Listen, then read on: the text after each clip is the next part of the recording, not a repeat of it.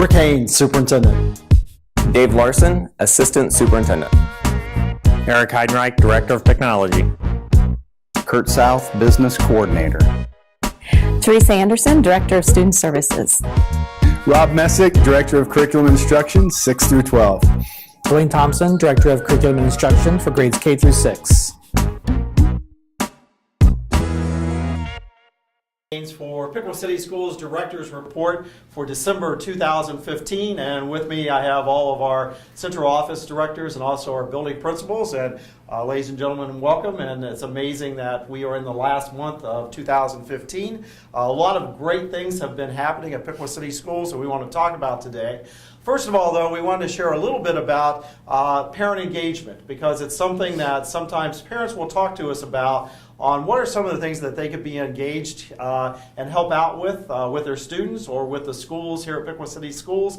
And then also there's always that sometimes awkwardness about how much parent engagement needs to be happening with their individual children. If they're a primary student at one of our primary buildings, or if they're a high school student, how much should you really be involved? So let's provide a little bit of our thoughts on parent engagement. And Tony, let's start with you up at the high school level. What type of parent engagement do you see as far as opportunities and things that high school parents can be doing with their students and with the buildings? I think one of the things that is available and kids use a lot, and we've started to engage our parents a lot with, is the Remind 101 or Remind Now. And it's a texting feature where we can communicate on a daily basis, or even at any point in time with both our students and our parents, and a lot of the teachers are doing that right now. Seems to be an easy and well-received way to communicate, because you essentially get a text and you can see what the assignment is or what the event is that's coming up. I think things like that have been very effective. We post all of our senior guidance counselors post the scholarships as they come up. So it's an awareness piece, and sometimes you think in terms of, well, I could be getting 6 or 7 of these a day because a lot of teachers are using, but we all use that text feature now. So it is a nice way to communicate without having to make that phone call if you don't have the time to do it too. And the great thing about Remind 101, that allows the parents to also remind the student that there are things that need to be done. And usually at the high school level, when you do that as a parent, you get comments like, I know, back from your child, but it's one of those where it does keep parents in the loop and an opportunity to provide that backup. And the I know is good enough. We as parents, as a former parent of a high school student, I'll take that every day. I was going to say, that is a great form of engagement. It is. At least we are speaking and communicating back and forth with one another. Take some time. I see some smiles from our high school students that are videotaping with us today because they understand what we're talking about. So, Jeff, at the junior high level, I know we mentioned before we started here that sometimes junior high kids will tell their parents, really don't need you. You want to address the importance of parent involvement at the junior high level? It's still so critical, and one of the things we continue to encourage parents to do and to be engaged with is progress book. To just be that monitor and to have those conversations about, because we all get that response from our kids when you talk to them about, hey, what'd you do at school today? Oh, nothing. Or how'd it go? Fine. If I can look at progress book and see what my student is doing in each class and ask some more specific questions about what they're doing in those classes, that maybe becomes more engaging. And at the same time, I can monitor how my kids are doing. So I think utilizing progress book and keeping up on that is a huge thing as well. And another thing that we've made a big initiative at the junior high with our students is having them do that. So what I encourage parents to do a lot, even more so now than I used to, was even instead of them going on and logging into progress book, hey, ask your son or daughter. Yeah, that's a great because they know, because we check on a weekly basis at school. We engage students weekly in checking their grades at school, so they know at all times. On a weekly basis, kids know how they're doing, so parents can ask at any time, and their junior high students should be able to tell them, these are my grades right now. And Eric, from the tech side, where can parents find how to log in or have their student log into Progress Book? It basically is right on the front page of our school website. There's a parent access link off to the left, so they just go there, click on there, and log in with their ID and information that they've been given, hopefully at the beginning of the school year. If they have problem accessing that or connecting their accounts together, they can talk to their child's building administration and get them connected back up. Okay, great. Sticking with the secondary level a little bit, Jeff's suggestion of asking good questions, asking your child, your student about what's going on with grades, having them self-monitor. That's the evolution that we really want to see from primary to intermediate to junior high to high school, where our students are becoming more independent and to the point where they can self-monitor and basically check their grades and answer questions. And I think an important part across the board in pre-K through 12 is being able to ask those great questions as a parent. When we look at the academic sides at the high school and junior high, sometimes the content is something that parents aren't familiar with. What are the suggestions from any of you guys if your child comes up and asks that question and you look at that particular information and think, I really don't know the answer to that or how to get to it? What's the resources that are available out there for I've parents? been there, by the way. I think we've all been there. And it's starting earlier and earlier as our kids are taking things that we've never taken. But the first thing I would say is, as a parent, you always suggest, let's talk to your teacher.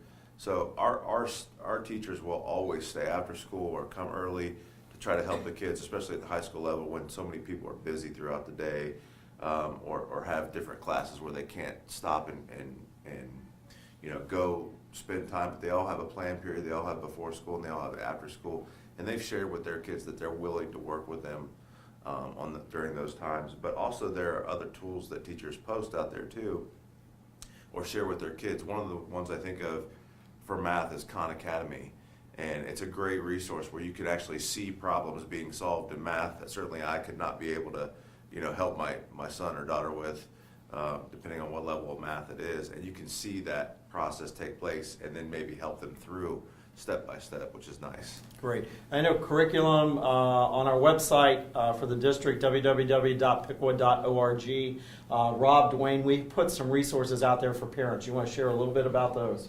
Yeah, if you go to the parent piece up on the top right-hand side of the website, you'll see something called the Curriculum Powwow. It has all of our curriculum on there and lots of resources that support that. There are some math websites in there to help with our Eureka Math program at all levels from K through 6, and some really good things for the students to use as well. Great. Let's shift down to primary. If parents want to be involved with their child's education, and I'll even back up and say, not if they want to be involved, we need them to be involved with their child's education and engage. What are the opportunities at the primary level that we have, Mindy? Well, in the K-1 world, we have the REACH program that's still out there, where we have the Chromebooks where they can be working with their child at home on the modules that are available and writing down. And we now have sheets that are going home to help track the progress and exactly what modules they're working with their student. We're still receiving phone calls of just some glitches that parents are having. We're able to walk through either how to get back onto the website if they forget their email or the password the students forget. We have different events that are happening throughout the building where we will have family nights that are going on. We have music performances and other things, and there's always the phone call to the parent or to the teacher from the parent. Your child's success. We have parents coming in after school to talk with Title I teachers on what they can do to help improve their child's reading strategies. Just that open line of communications is always important. Great, and you mentioned parent night, and Washington Primary just had a parent night last night. When a parent comes to an event like that, what are the suggestions that you have that allows them to fully engage in an activity like that? A lot of our parent nights are parent involvement. It's the interaction time that you can have with your child. Last night we had some reading time. We had letter writing. There were also some fun activities where we had silly, Christmas pictures. Time that the parents could take, with their child. It's all about having that chance to be at school, be able to bond with your child, still work with teachers that are there, to offer their support as well, and have a fun experience. Great. And I know you had a huge crowd last We had a night. big crowd last night, yes. Which is awesome, and a huge thank you to our parents in our community for supporting what we're doing out there. So a great link and connection when we do run the family nights.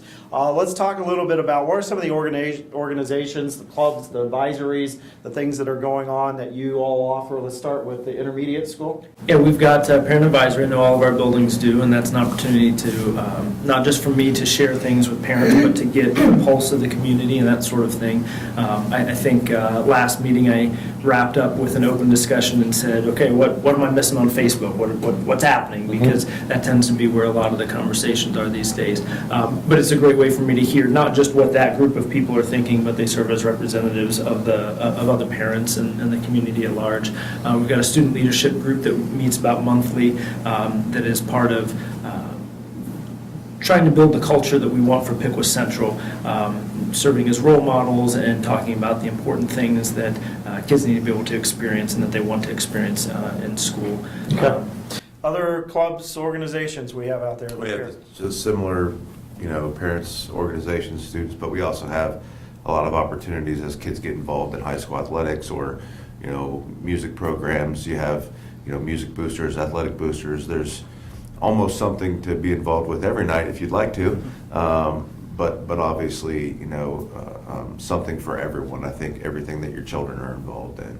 And two things that kind of span just about the breadth of the district would be, it's K-Kids at the primary and intermediate level, but through Kiwanis, I know it reaches up into the junior high and high school, and then also Destination Imagination, which has expanded this year, and we've got, I think, twice as many teams as we had last year. And all those teams have parents that are acting as coaches? And actually have a number of staff members this year, Great. too, that are coaching, and that's something new, so Okay. a nice collaboration there. I know our Science Olympiad advisors, Mr. Stamper and Mrs. Hahn, have also reached out to parents and said a good thing going on with our Science Olympiad is we have a lot more kids involved this year. We're looking at having two competitive teams rather than one, and would love to have parents who have areas of expertise come in and coach individual events in Science Olympiad. So I know they've put that communication out to parents to say, hey, we'd love to have you if you're interested. So.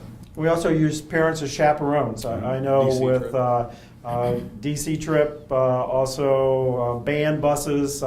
Parents are always asked to ride buses. There's all kind of opportunities in the chaperoning realm also that we're looking for parents. So I think the bottom line with parental involvement, number one, we want you to be involved. And no matter what you hear from your child or your students, they want you to be involved also. And it's one where they might not tell you up front automatically, but they appreciate your presence. I think they also appreciate the fact that you are involved as a parent and being aware and asking those good questions and having great discussions about what's happening at school, what's happening in the other extracurricular activities that they might be involved with. So we encourage all of our parents to take an active role in your child's education and an active role at Piqua City Schools.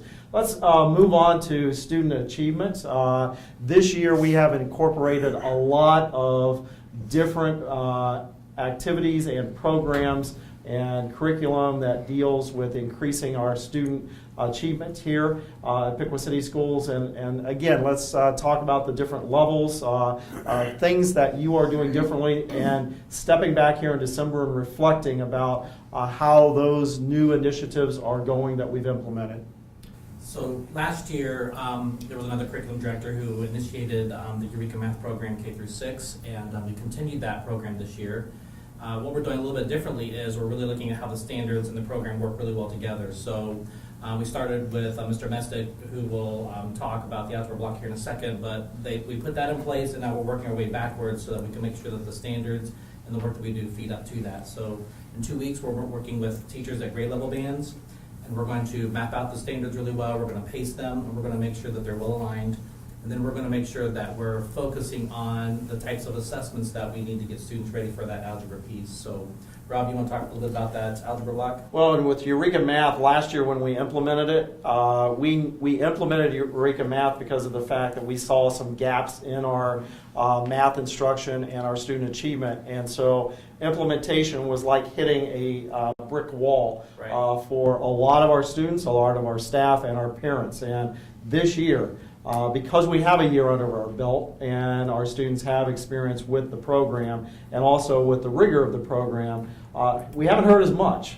I think too the resources that we put out there. I mean, there are two, like I said, two websites that support that we put together that have lots of resources, even videos. So if a student comes home with a homework assignment and the parent doesn't quite understand it, then go right in, find that module, and see some really quick videos, 2 or 3 minutes long, that show the parent how to engage with that activity. And those videos are available? All on that website. On the website at Piqua City Schools. So, and Rob, tell us a little bit about Algebra Block. Well, Tony and I worked on this a little bit last year, and it was kind of based upon the need of the students, and we piloted this year what we call the Algebra Block, and basically what happens is we have 2 periods of algebra together for some of our students, and it's all broken down. It's very individualized instructions for each student. Our teachers are doing a super job with it. It's a lot of work for them getting this thing set up, but they, like I said, they're doing a wonderful, wonderful job. We're seeing some great results, and we're currently talking about right now growing that program. Great. Tony, what are you hearing from students with the Algebra Block? I think kids are positive because they get that individual attention they need. And it might not be from the teacher if you walk in the classroom. It might be from another student who has successfully completed one of the modules and is helping someone else, so they become the teacher. Or it's the teacher back in the back corner of the room with 4 students working on a specific area that they're struggling with. Or it might be another group of students who are working on the computers. So I think that kind of setup has been very good for some of our kids who are struggling with math content. Great. Math, reading, and writing are 3 major focuses, pre-K through 3. I know, Jeff, you've implemented Read 180. You want to share a little bit about that at the junior high? Sure. Yeah, last year looking at trying to find some resources that we could use to address some issues we had with reading, and Read 180 was something that quickly came to the top in terms of resources that were available that are just very proven, very research-based, and so we are piloting with about 60 licenses at Piqua Junior High School this year. Love the model. It's a blended instructional model where there's some direct instruction with the whole group. Then the teacher gets to break down smaller groups and work with small groups of students while other students are interacting with software and other students are doing some silent independent reading. And so far it's going really well. It's a very solid instructional model. The software that supports it is very engaging for students, and we're seeing some growth. It's early. We're not quite halfway through the year, but we did an initial testing at the beginning of the year to see where students were in terms of their reading level. We've done a little bit of progress monitoring so far, and we'll continue to do that and evaluate how things are going. But all early indicators are that things are going really well. My teacher, Angie Ford, that is one of the ones that is implementing it at the junior high, is now working with training some other teachers to assess kids with the program and see where kids are. We're going to do a little bit more in terms of universal screening, I guess, if you want to call it that, of student reading levels. So I think it's something that will continue to grow. And student comments? Very positive. I think if anybody watched the board meeting last month, we had 2 student representatives there to talk about it. They feel successful. These are students that if they've struggled in reading in the past, it's been a challenge, and maybe reading wasn't necessarily fun for them. And now I think they're enjoying it. They're feeling that success, and they say great things. Absolutely, if there's any discussion of, sometimes at the secondary level you get into issues where maybe you need a schedule change for other reasons, and the comment has been, don't take me out of Read 180. Just make sure don't take me out of Read 180. That's great to hear. So reading at the junior high, we've implemented that. If you think about at the primary level specifically, we have moved into Orton Gillingham several years ago. How is that program and that instructional tool with our teachers helping out? It's our 3rd year doing what we would consider like that really good tracking of it. It really focuses on those great foundational skills that a student needs to support them so that they can start reading fluidly and accurately, so they can start comprehending. So it's K through 3, and it's broken into skills at each grade level that we work toward mastery. So kindergarten's tracking a set of skills, 1st grade will do the same thing, 2nd, and so on. We have a specific half-hour block in the schedule built throughout the K through 3 day where the teachers are engaged with that. With our new scheduling that we've referenced earlier in some of our earlier tapings, some of the aids that we have, instructional aids that we have in the building, as well as the Title I and our special education teachers are focusing on that during their block too. So the goal is that we're trying to get as many kids as we can to master those skills so that they just continue to build on their reading skills. Like I said, we track it, we're monitoring it. I'm sure Dave will talk about the teacher-based teams that we have as how they're working with our instruction, but at those meetings, that data comes up, we talk about it and how we're addressing it and how we're moving forward. Great. And the fun part, excuse me, the fun part is to see the kids apply the skills that they're using. Saw kindergartners yesterday. They were doing a writing activity, and I saw a student wanting to write hot chocolate. And all he had was his materials in front of him. He had a blending board where he was tapping everything out. He got hot correctly.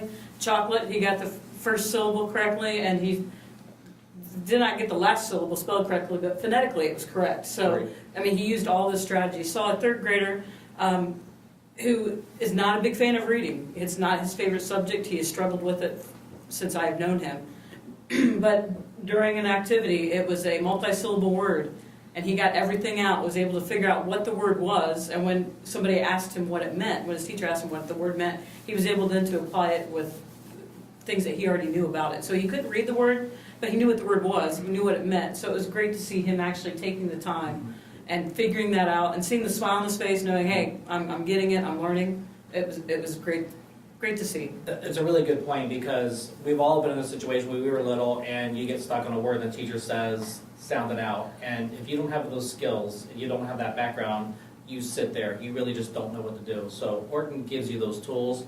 And the reason it's so important, that K through 3 piece, is as they move into 4th grade, they're really reading to learn. And they're coming across bigger content words as they get into science and social studies, and they're not familiar words that they've been used to reading in stories in kindergarten through 3rd grade. So it's not enough to say to a kid, sound it out. They have to have those tools to help them spell, read, and write all through the rest of their career. So it's a very important foundation. And I love the examples, because we do have around the district every day, there are the light bulbs going off and the students providing examples of how some of the changes that we've implemented. And the kindergartner spelling hot chocolate is a great example of some of the things that we have increased the expectations, but also our students are stepping up. And that's the critical thing across the district. Our students are extremely capable in lifting expectations and letting them know that we have confidence in what they're doing and they can do it. And again, that goes back to the parental engagement of parents can do the same thing. Our children can do a lot of things, and we just need to keep supporting them and providing them the confidence and letting them know that we're proud of what they're doing in their learning, and proud of our staff on what they're doing across the district. Another initiative that we finally realized this year was the fact that this is the first year that every kindergarten student in Piqua City Schools is participating in all-day kindergarten. A lot of that is because of our building project. And Kurt, you want to share a little bit about the difference between a kindergarten room at Piqua City Schools now and a regular classroom? Sure. A typical classroom at the K-6 grade level is about 850 square feet, which is about 30 by 30 approximately. At the kindergarten rooms, those rooms are 1,080 square feet. So they're another few feet wider, and they also have a restroom located in them. And that makes it very convenient from the standpoint of there's no waiting out in the hallways. Also, every classroom at the primary and intermediate building has a water fountain right at the sink in the classrooms, and so that has allowed us to spend more time on learning and instruction and less time on waiting in the hallways for a group of students to go to the restroom or get drinks. And so that's been something that's been critical. But it's been phenomenal having all of our kindergartners experience all-day kindergarten. So So a lot of things going on across the district with implementation of new activities, and the last thing I want to move into is just the things that you are seeing across the district, or the people or the students that you feel are doing great things that you want to recognize and share with the community. These are the types of things that really model what's going on in your buildings or what we're seeing across the district. One of the cool things we had some students involved in at Pickwood Junior High School was our science department shared out just an opportunity with students about a STEM competition at Wright State University that was open to students from the junior high level all the way through the college level. This was a few weeks ago on a Saturday. So completely voluntary, completely on their own. And we had 2 young men, 2 students, Cameron Foster and Nick Swank, who decided to go down, and it was an on-the-spot kind of building activity where they were given some parameters and had to use some content and apply that content to do a building project. And they, I believe, finished 5th at this competition and finished ahead of multiple college student-led teams. So pretty amazing stuff. And that's amazing and awesome. It puts smiles on the faces of their teachers, Oh, yes. Their principal, and their superintendent, and I'm sure their parents. Because Absolutely. When you have junior high students out competing high school and college students, that's awesome. Other things around the district you want to recognize? I was honored and proud here recently. One of our 6th grade students, Isabella Reyes, spoke at the Pitzenbarger statue unveiling. And the neat thing about that was that I had been a little late getting to her about participating. And when I talked to her, I said, Isabella, I've got this need, and you're the first person that came to mind. Do you think you can prepare this? Is this something you'd be interested in doing on a pretty short timeline? And she looked at me and said, well, I always enjoy a challenge. And then she ended up winning the contest and being able to speak, and I think she did a fantastic job speaking about patriotism up there, and that was proud. I was proud of that for a couple of reasons. And Tony, you also had a student at that dedication. Yeah, and we were blessed to have Ross Guy, who participated from Pickwood High School, and was one of the young people that competed in that competition. And if I could take the time to read his speech, you would all be amazed. But most of you know Ross and know that he was willing to take on that challenge as well, and did a great job with that too. So we also have a young lady and just competed in her first varsity bowling match. I love to tell this story because she steps out there, and then I don't know a lot about bowling, but was able to roll a well enough score to be recognized by J.J. Huddle, and then it has been nominated as Athlete of the Week. So we're all voting furiously right now, and I think we've all tweeted out about Kyra Buchanan and her bowling skills. So that's just one of the things that's come in the last few years is varsity bowling, and has been great for our kids. And J.J. Huddle is a regional recognition for athletes Correct. across not just Miami County. It's the entire state. Yeah, yeah. So other things going on that you want to recognize? 2 programs that I'd like to talk about that tie into both parent involvement and achievement. Not only do we want to talk about the kids that are already in school, but we want to talk about kids who are getting ready to come to school. And in Pickwill, we're very fortunate to have a program called Parents as Teachers, and we have 3 parent educators who work with families with children from birth to 5. And they offer several programs. They're currently housed at Spring Creek Primary School, but they do play groups, and they also do home visits to work with parents, where they go in and talk to parents in their home and work with the children on how can you help your child get ready for school? What kinds of things does your child need to be able to do to be successful once they reach the school doors?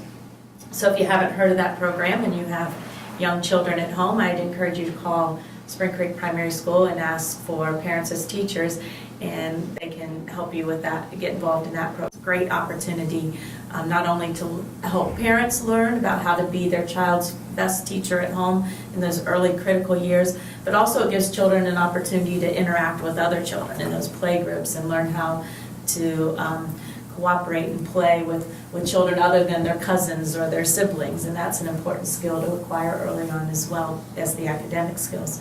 It also gives them a chance to get familiar with our schools, because with Spring Creek and Washington being identical buildings, they are walking through the buildings, getting familiar with where everything is located, and so it's a great opportunity to get early advanced start with Pickwill City Schools. They offer a lot of services, even if you're concerned about your child maybe maybe your child isn't learning how to talk just yet, and you're not sure whether that's normal or not. They're experts at coming in and helping determine whether your child is developing appropriately, and then there are 100 resources that they can help direct you to get help with those things that you might be unsure of. The other program that I want to talk about is our Parent Mentor program. We have, we're very fortunate in one of the only schools in Miami County to have a Parent Mentor, the Parent Mentor Grant Program. And Susan DeBross runs that program, and she's available to work with parents anytime that there is an issue where they're not sure how to approach things in a meeting or conferences, or there's resources that they're looking for their student, if they're involved in special education, transitioning students from the high school into the work field. She's available to help with that. And so I think both of those are great programs that tie into everything that we've talked about, student achievement and parent involvement both. Definitely, and Adele Penrod with Parents as Teachers and her staff, and then Susan DeBross do a great job, and two great people to lift up the staff members who are out there helping with parents and also our future parents. So great point.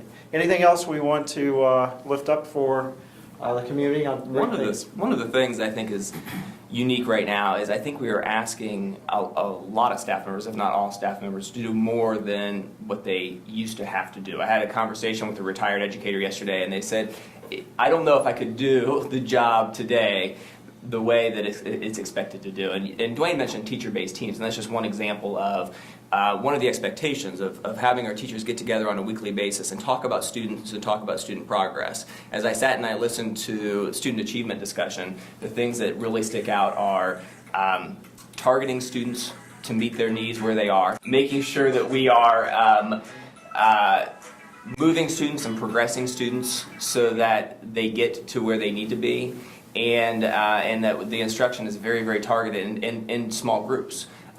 So whether it's the Kennedy model or the algebra block or whatever that is, that we're really meeting students' needs and growing students individually. So those teacher-based teams is really a method for that to be able to happen. And I'm very proud of a lot of our groups of teachers who are really utilizing that new technique or method and working through that and growing our kiddos. Great. Well, when you look at Piqua City Schools, a lot of great things happening. We are blessed with wonderful students, and as I said earlier, we welcome parent engagement and participation throughout our entire district, pre-K through 12. Also blessed with a very supportive community that has helped us out tremendously. And on behalf of all of our students, all of our staff, and everyone around the table here, we wish everyone a Merry Christmas, Happy Holidays. Thank you for a great 2015, and we look forward to a wonderful and even more exciting and greater student achievement throughout the 2016 school year. So thank you very much, and Happy Holidays.